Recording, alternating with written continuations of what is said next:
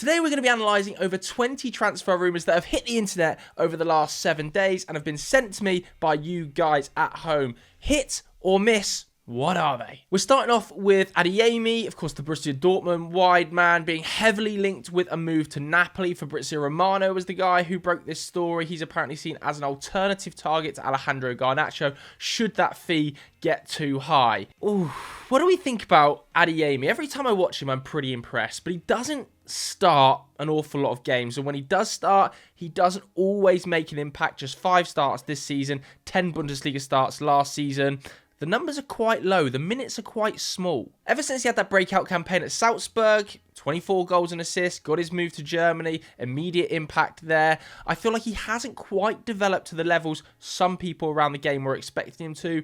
It's quite hard to profile him because his minutes on the pitch, like I said, have been so small. I can see the vibe with Napoli. They want that Maradona replacement to be very young, to have a high ceiling, and they're expecting Adeyemi to be that. I think for the right fee, this would potentially be a hit, but there is quite an unknown quantity here. Let's talk about a couple of potential Forest transfers. We spoke briefly about Joao Visser last week. An official bid was made this week, £22.5 million from Nottingham Forest to Brentford.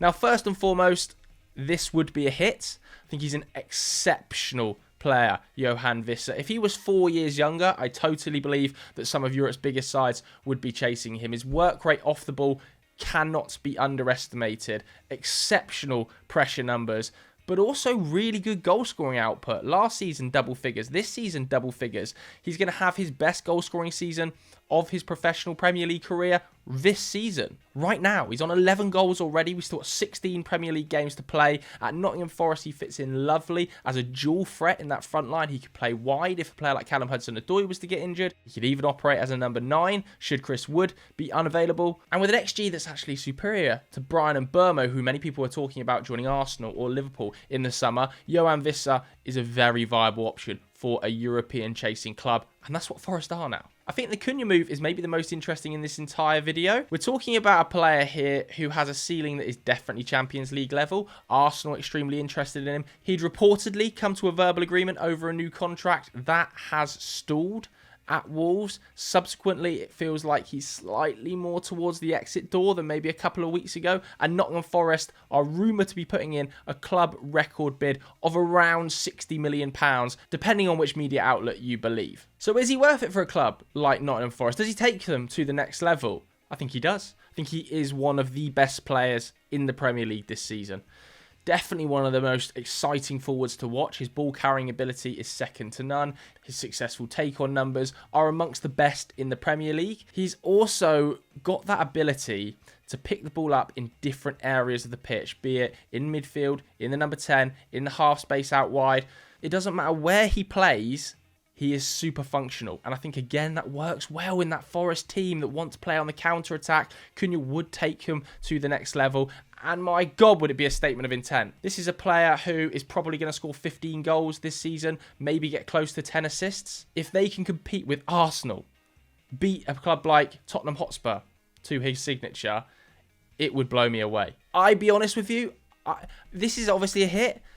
I think it's unrealistic. I can't see this happening. As for Tyler Dibbling, we're talking about him potentially joining RB Leipzig, who have reportedly bid €30 million for his services. Sky Sports reporting yesterday that Southampton want a minimum of £55 million. That's, of course, what they sold Romeo Lavia to Chelsea for. And everybody knows by now, I absolutely love Tyler Dibbling. His ability to drift past people is second to none. He's in the top 2% of European forwards for dribbles that result in a shot. He is excellent in and around the box. Should have scored, could have scored against Manchester United last week. But Leipzig, are they the development club that they once were? Bottom 3 or 4 of the Champions League, eliminated from that already. Scrambling for a place in the top 4 in the Bundesliga right now. It would certainly be a step up. But a few years ago, I think Leipzig were seen as the developmental side in Europe, or at least one of the top 5 developmental sides. I haven't seen loads of young English or players that are coming out of the Premier League, players that have been loaned there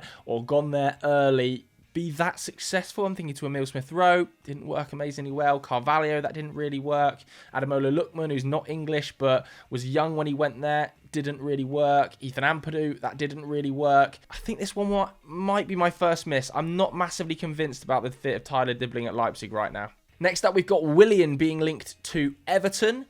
Now, he is a free agent, so this wouldn't cost anything, but his wages would. Let's be real. You know, the fee might be tiny, but I can imagine a signing on fee being required here, and I can imagine really quite substantial wages. That's one of the reasons he didn't sign that contract extension. I've seen players like Tom Kearney, who have played with him recently, talk about him being the best player they've ever played with, and he's so naturally talented, but it was 6 goal involvements in his final season at Fulham in 2,300 minutes. He's 35 years old now. Is this the direction Everton need to be going in? I'm going to put this in miss. I think given Lindstrom under Moyes, the start he's made, given Iliam Ndiaye, I think he's going to want to play Doucouré in that 10. I would maybe leave Willian and look for the summer. Plan longer term than signing 35-year-olds. What about Douglas Luiz going to Manchester City? Of course, he was sold by Manchester City in the past, wasn't he? The reports are differing here. Some are saying that Manchester City are very interested. Others saying that Juventus simply do not want to sell him. They found a little bit of form, Juve, recently under Motta, haven't they? 2 excellent results in the last week or so. And I remember Motta's Bologna started to click, started to purr around this time of the year, didn't they? Are Juventus doing that now? Do they want to lose assets like Douglas Luiz, despite the fact he isn't really getting any game time? It isn't the deepest Juventus squad. But what would he add to Manchester City? Well, I think plenty. Anybody who watched that PSG game last night will have been able to see that they were scythed through in midfield. Not enough mobility in there. And I don't even think Douglas Luiz is the most mobile. But he's more combative than Kovacic and Gundogan. He also contributes in the final third, 13 goal involvements and 14 goal involvements in his last 2 seasons at Aston Villa, where he played consistently 30-plus games, so you know you're going to have him available, with excellent progressive pass numbers, really calm in possession. For me, this one would be a hit. A short-term 6-month loan. I think Manchester City could do a lot worse with the midfield issues they've got. Okay, let's talk about what is really the headline this week, and that is Manchester United's proposed move for Patrick Dorgu at Lecce. Now, Lecce reportedly won 40 million euros for him. Manchester United at around 30 million euros. What do we think? So let's start with the positives. Well, firstly, I think his versatility would help Manchester United. The ability to play at right wing back, at left wing back, very, very helpful for a club who simply don't have any options, particularly on that left side. His physicality, another positive. He's excellent at covering ground, very, very athletic. His attacking output, really quite impressive for a player of his age. He is ranked number 1 for successful attacking options for any under-23 fullback in Europe. And he's playing for Lecce, who are struggling in Serie A. But let's also talk about some of the negatives, because we have to be honest here. At the start of the season, I was really excited about Patrick Dorgu, and I still am. I think he's an excellent talent. But I was suggesting him for Brentford as a Rico Henry replacement / upgrade with Rico Henry's injury. Now we're talking about Manchester United, which is a bit more of a circus than Brentford, far less structured than a Thomas Frank system. And the real worry for me is that he is going to be asked to come in and make an instant high-level impact. Is that what you want from a 21-year-old fullback coming out of Italy for the first time into a pressurised environment? Not really. You want to be able to drip feed him into the team. He's a very exciting player, but the pressure to play that role and have a big impact in that role, frankly, is enormous at Manchester United. It is absolutely enormous. So, look, Manchester United need a wing-back so desperately. So I'm going to put it in hit because at least it would be getting a body through the door. But in an ideal world, I think United would be looking at Dorgu and another wing-back and saying to Dorgu, look, we can have you as cover on both sides, but also slowly integrate you into the team. You don't need to be thrown in the deep end. This is one of the most exciting young fullbacks in Europe. Let's not just kill him with pressure. I'm excited for the move. I really want to see him in a Manchester United shirt. But please, let's not put too much pressure on the lad. We were speaking about Juventus earlier. We're still speaking about him now. The defensive issues do remain to a level, even though they have put up the best expected goals against in the entirety of Serie A. A Loctite defence that isn't very deep. Obviously, behind Kalulu and Gatti, Bremer's got his ACL problem, so they don't have a centre-back. It's almost as if Shock news, they shouldn't have sold Dean Howson for 15 million euros. The hottest prospect of any under-20 centre-back, maybe in Europe, certainly in the Premier League, was let go for 15 million euros. They're trying to sign Lloyd Kelly from Newcastle for 17 million euros, who joined Newcastle on a free, has barely got a minute of first-team football, and now they're going to spend more on him than they let Dean Howson go for, who is already a £50 million plus asset at Bournemouth. I don't get it. This is a miss for me. We're not going to spend too much time on Ben Sesko because I did a large piece on him in last week's episode. Joining Arsenal, the rumours persist that they are thinking about entering the market for him, potentially considering making a bid. Probably a hit, but at the right fee. A little bit like Dorgu, there would be a lot of pressure on Sesko to come in and hit the ground running. He is an extremely high-level talent. His ball striking is amongst the best in Europe. His goal-scoring numbers, 30 across the last 2 seasons. He's probably going to go at about 15 Bundesliga goals this season. But if the fee starts to get up to 85 million pounds, that is serious, serious money. I've left it in here because Arsenal are crying out for a striker and he is one of Europe's best young strikers, but the fee has to be right here. Next up, we've got Liam Delap being linked to Tottenham Hotspur. 21 years old, having absolutely exceptional season, 10 goal involvements in his debut Premier League campaign. It was 10 goal involvements last season in the entirety of the Championship. He looks every part a Premier League striker. His physicality has totally transferred from youth football to Premier League standard football. He's able to bully defenders with those wide shoulders, a great channel runner, gets into excellent positions in the box. His XG numbers and his shot numbers are really impressive, as are his shot locations. But Tottenham, I think this would be a miss. Does he start over Dom Solanke? They play one striker. Does he start over Dom Solanke in that Ange Postecoglou system? I don't think he does. I think Dom Solanke is a more well-rounded striker right now because of his age. Liam Delap, when he's Dom Solanke's age, might well have surpassed him.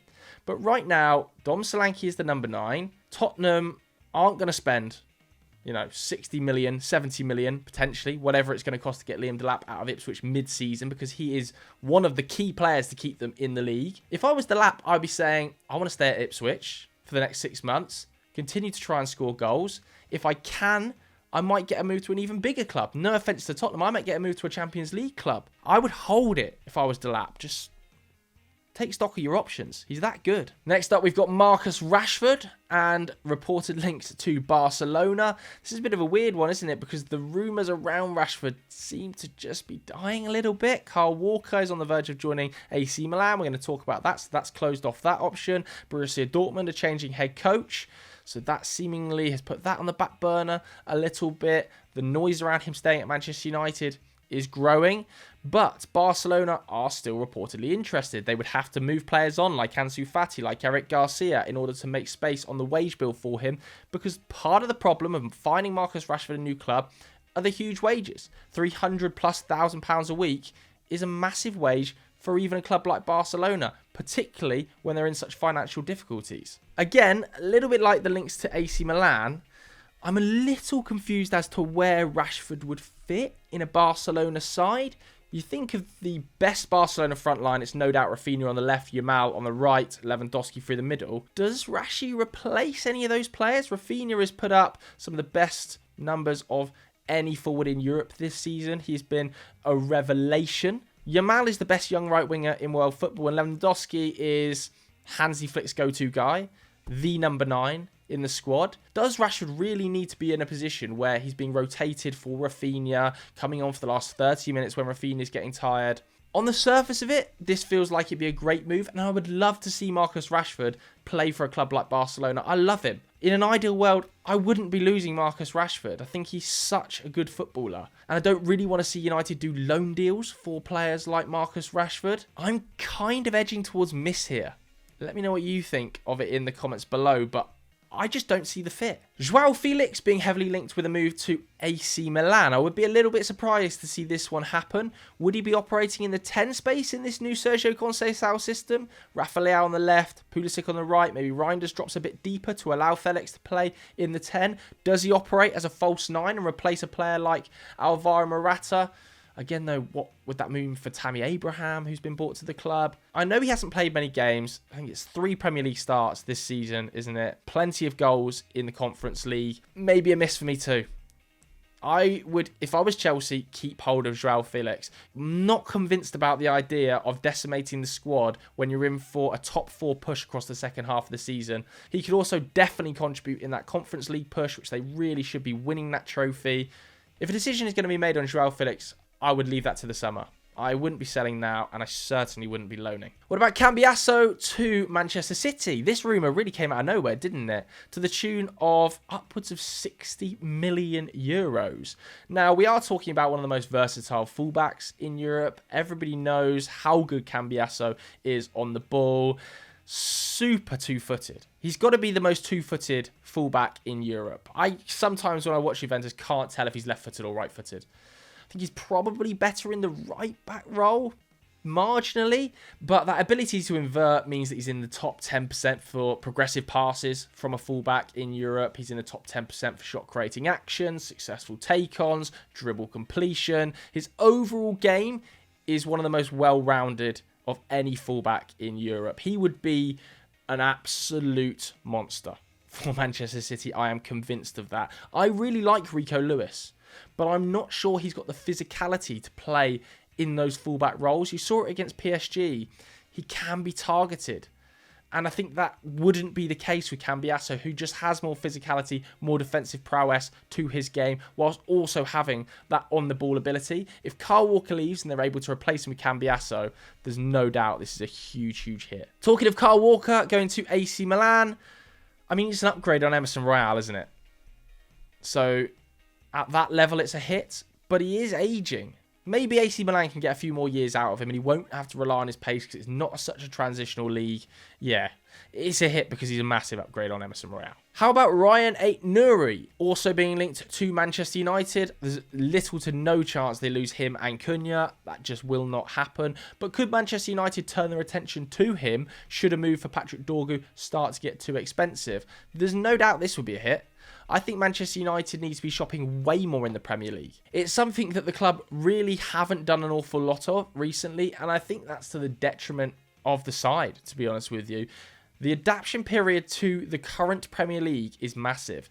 There are so many unbelievable teams in this Premier League, be it Bournemouth or Brighton or Newcastle, that aren't even part of the established top 6, that are clearly that level. The players like Ryan Ait-Nouri who could come in and immediately affect Manchester United, immediately improve everything about that left-hand side, be that through the fact that he is in the top 15% for successful take-ons, XG, expected assists, shot-creating actions of any fullback in the Premier League, and you can really see that many teams would be improved by him, but not many teams play a wing-back role that he is particularly well-suited to. Man United do. For me, this would be a really, really good move. West Ham had a bid rejected for John Duran. That's £57 million plus add-ons. Yeah, this is a miss. It's almost funny, isn't it, at this stage? Like, John Duran is too good for West Ham, let's be honest with you. West Ham could have got the deal done for £35 million in the summer. They balked at the opportunity. They went for Nicholas Füllkrug. He spent the entire season injured. They are in desperate need of a number 9. But John Duran's ceiling now has just gone past that. 12 goals in all competitions. I think it's just 4 Premier League starts. It's not an awful lot of minutes, but clubs like PSG are reportedly interested in him. If you're John Duran, you're holding out for the summer. You're saying to Aston Villa, look, I want more playing time. I've signed a new contract until 2029. But having said that, if I'm not going to play here, big clubs, big European giants are going to be wanting me. Alejandro Garnacho, a couple of different rumours still doing the rounds about him. Honestly, this is just depressing me. It really is depressing me. I absolutely despise the fact that Manchester United are planning on selling one of their most highly talented young academy graduates for £50-odd million. For me, Alejandro Garnacho has a really high ceiling. Yes, he's not the complete package, and certainly over the last 6 months, I think he's had a bit of a downturn. But let's not forget the breakthrough he had. Let's not forget the amount of football he played for Manchester United. Since the start of the 2022-2023 system, Alejandro Garnacho has the most goals and assists of any under-21 player in Europe. More than Lamine Yamal, more than Savio, more than a player like Gittins, who is linked to Manchester United. Now, he's played more minutes. That's why the number is juiced. I'm not denying that. But for me, the most crucial period of development for a forward is 20 to 23. Alejandro Garnacho is about to begin that. If you look at some of Europe's best, let's take, for instance, Vinicius Jr. When he was 20, 3 league goals. Mo Salah, when he was 20, 5 league goals for Basel. When Gareth Bale was 20, 3 league goals for Spurs. When Riyad Mahrez was 20, he was playing in Ligue 2. So just because you have a little downturn, 19 to 20, fine. Development is not a linear path. I think he has one of the highest ceilings of any young winger in Europe. I really do. And people are going to disagree with me in the comments below. But for me, the fact that he doesn't fit into this system doesn't run either. I think that at 20 years old, you can be developed to fit a system. You are not a locked-in final product. Oh, he can only be a right winger. He can only be a left winger. He's good enough to learn a new role at 20 years old. If he goes to Chelsea or he goes to Napoli, I'm just going to be depressed, frankly. Let's quickly wrap up with Dusan Vlahovic to Chelsea. No, come on. Interestingly, though, I did think Juventus looked better without Vlahovic in the side when they were playing that sort of false 90 system. You know, he was available at the weekend, but just wasn't selected. So is that sign of something to come, given the fact his contract is up, I think, at the end of 2026. Either way, Chelsea, if you're going to sign an alternative to Jackson, it shouldn't be Vlahovic. Okay, so that is my hit or miss with this week's transfer rumours. Let me know what you thought in the comments below. If you enjoyed this video, hit the like button, hit subscribe. I'll see you later. Auf Wiedersehen.